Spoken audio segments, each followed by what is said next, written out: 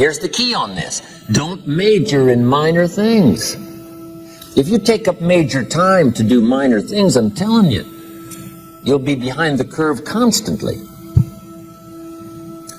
Here's what we learn in sales training. What's major time and what's minor time?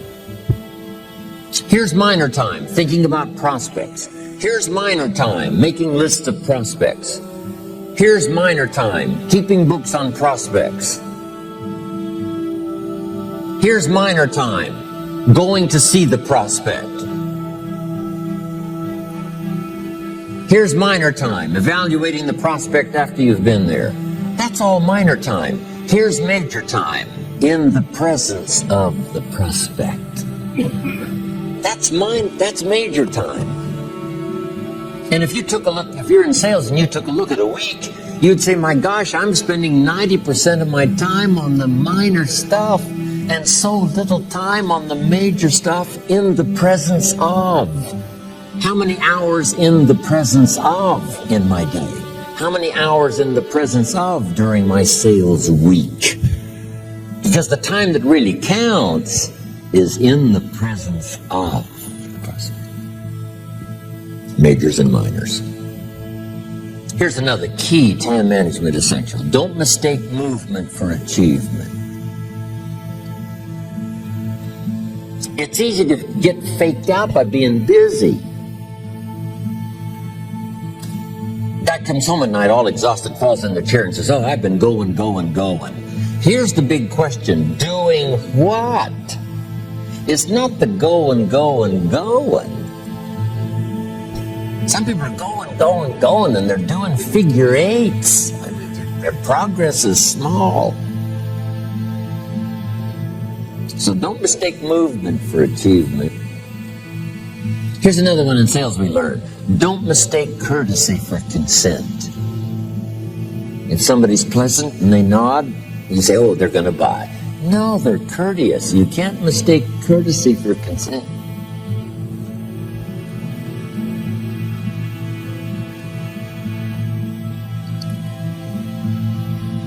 Now here's a big one, concentration.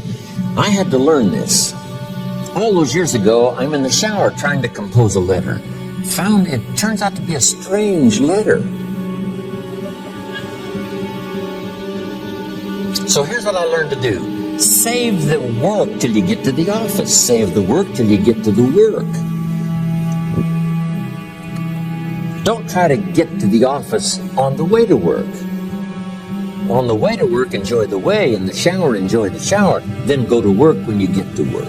I found this to be helpful. Concentration. Here's another big one. Learn to say no.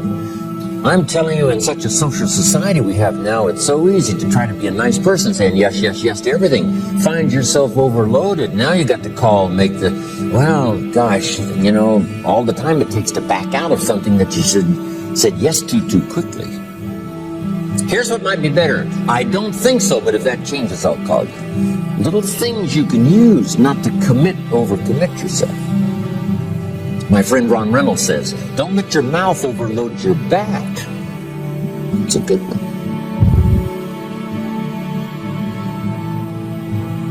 Now here's a big one on time management. When you work, when you play, don't mix the two. Don't work at play. I used to take my family to the beach and I would bring my briefcase.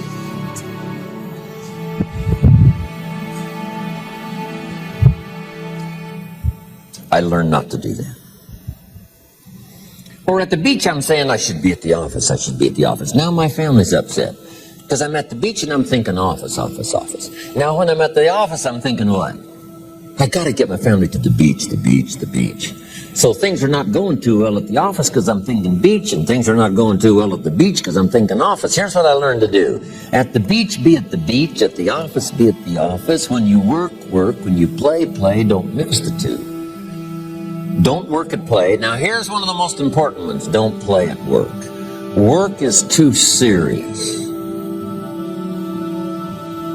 You don't want the reputation of being the office joker.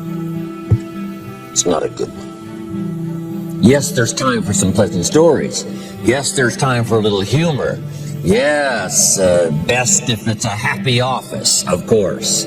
But I'm telling you, you got to be serious about work, because you're parting with a piece of your life for the work you do. Your work costs you a piece of your life. Here's what it's called: serious business. Not grim, not unhappy, but serious. See, don't play at work.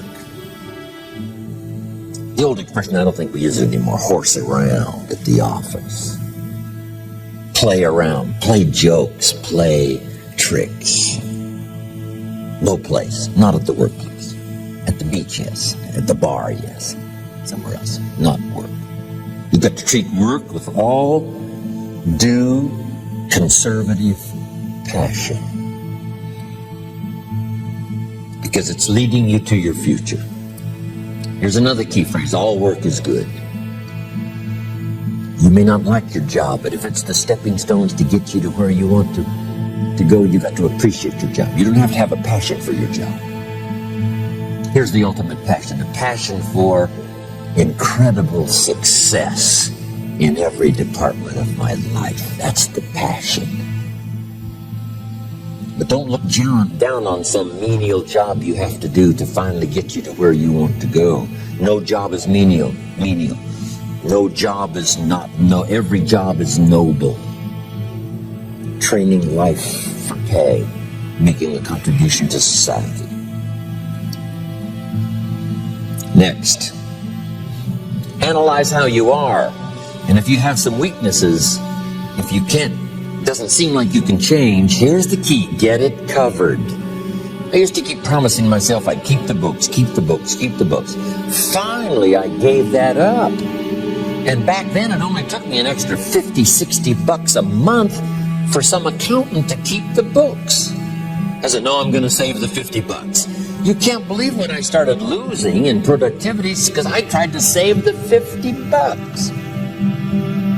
So the key is, a lot of the time you can stay like you are, but just make sure you get it covered. Okay. Next, beware of the telephone and all other systems of communication, especially the telephone at home and systems of communication at home. And here's one of the best lines I've got for you for the weekend: let all communication systems serve you, but don't let them intrude. When it comes time to have dinner with your family, you shut off all systems, unless the ones that can take messages silently. Don't let the phone ring. Don't let anybody intrude, come through the front door nor the back door, nor through the telephone or any other device.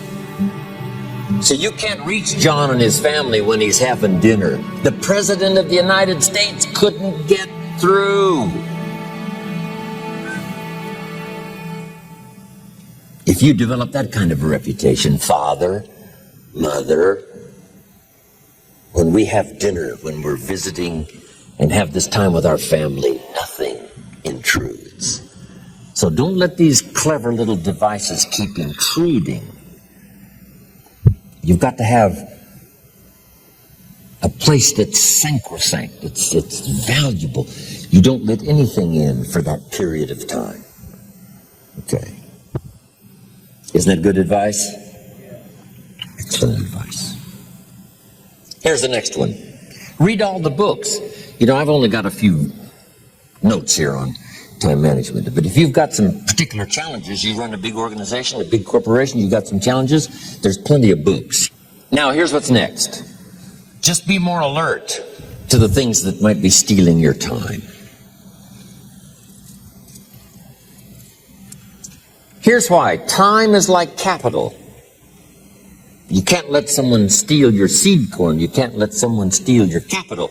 And you can't let someone steal your time. You must designate your time. And some of the time that you designate, you must not let anyone steal. Casual time, you might let someone intrude and steal a little bit and take a little bit, but not serious time. Key. Next, one of the great time management savers is to learn to ask questions up front. Sometimes you talk to somebody for an hour, and then you ask questions and find out if you would have asked those questions up front, you could have saved yourself an hour. Asking questions up front helps you to get to the problem now. But if you just launch into some discourse, you might waste 30 minutes, waste an hour, when here's what you should have been talking about. After you finished an hour, you say, John, what's really the problem? He said, well, it's something personal. See, that's what you should have been talking about this whole hour. Next, learn to think on paper. And we're going to take a break. Some ways to think on paper. One, we've covered one. Solving problems. Take it out of your head and put it on paper. Another one is setting goals. Making these lists we've already started. Here's another good way to think on paper. It's a projects book. Each person you're working with and each project you're working on, get a loose leaf binder and a tab and some pieces of paper behind the tab and do a little continual summary of how it's going between you and that person and between you and that project. I call it a projects book. It is so useful to me. But what's going on between you and this person? When you last got together, what did you talk about? And you got a few notes there. Here's what we talked about the last time we got together. Now when you get together again, you can review that so you'll know better what to talk about. When the president gets ready to travel and he's going to meet some important people, guess what they bring him? All these briefing books. Right? The last time you were with Khrushchev, Kennedy is informed. Here's what he said and here's what you said. Kennedy said, oh, that's valuable. I need to remember that. If a person is important, it's worth a little running account. You might even have a projects book for your children. Here's what's happening between me and my child. We've talked about this, and we've talked about this, and we've talked about this. Next, a day timer. Keeping track of all of your appointments. You know, mine is all filled with, when to catch an airplane and when to do a seminar and when to sit down and have a conference, all the rest. Next is a game plan. If you've got a house and, insurance is going to come due and some other things are going to come due, you just put it on a spreadsheet and make sure it's taken care of. Key phrase, take things out of your head and put them on paper. And the key is to just experiment with different ways that helps you to do that. Now here's the last one, thinking on paper, and that's to keep a journal. One of the things I'm known for around the world, have been now for 39, 40 years, is keeping a journal. Now my journal is not a, it's not necessarily it's not like a diary. It might be part diary. I'm flying over Ireland and I write down a few little things that impress me. Today I met this person. Wow, what an extraordinary event. Today I conducted this seminar in Rome. 1,000 people stood up and sang for me. I've got a little bit of a diary in there. But here's what primarily your journal is for. Collecting good ideas. A journal is to collect good ideas on your health, good ideas for your business, good ideas for your future, good ideas for time management. Because I used to take notes on pieces of paper and torn off corners and backs of old envelopes and restaurant placemats. And I threw all this stuff in a drawer. It did not serve me well. I finally learned to get a bound copy, right? And just keep a journal. Right? If I was here, I had my journal, I'd be taking notes, right? These 2 days in my journal. Now, if you're caught without your journal, you just take the notes when you get back home. You put those notes in your journal, throw the paper away. Because we don't usually go through paper to review. But see, my journals now make up a significant part of my own library. My journal's all reserved privately for my children and my grandchildren. Can you imagine what I've collected over the years? It's unbelievable. There are 3 treasures to leave behind. I think you've already got those notes, right? Here they are. Number 1, your pictures. Don't leave the event unrecorded. It takes only a fraction of a second to say, here's who I was with. When I travel the world, right? We take all these pictures, and here's one of the gifts. People send me the pictures they took of me and them. It's part of the treasures I have on the farm. Incredible. A picture's worth 1,000 words to describe the scene, the emotion, what happened. Say, wow, this was an extraordinary day for me when I met these people. Here's what they told me happened to them when they went to my seminar 10 years ago.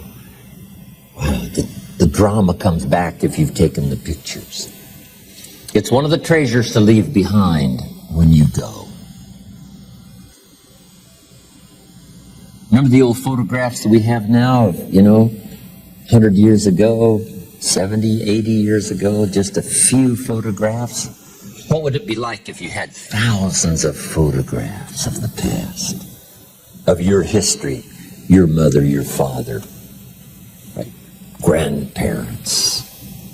So change all of that now for your children. Leave all your photographs as a record. Here's what's next to leave behind, and that's your library. The books that changed your life, the books that changed your health, the books that rescued you from oblivion. The books that you passed on to other people, they were so exciting for you. The books that made you financially independent. The books that developed your leadership. The books that gave you wisdom to ponder when things were tough. The books that got you through the winter. The books that helped you to plant in the spring and harvest in the fall. What a treasure to leave behind. If you do that, here's what's for sure. Your books will be more valuable than your furniture.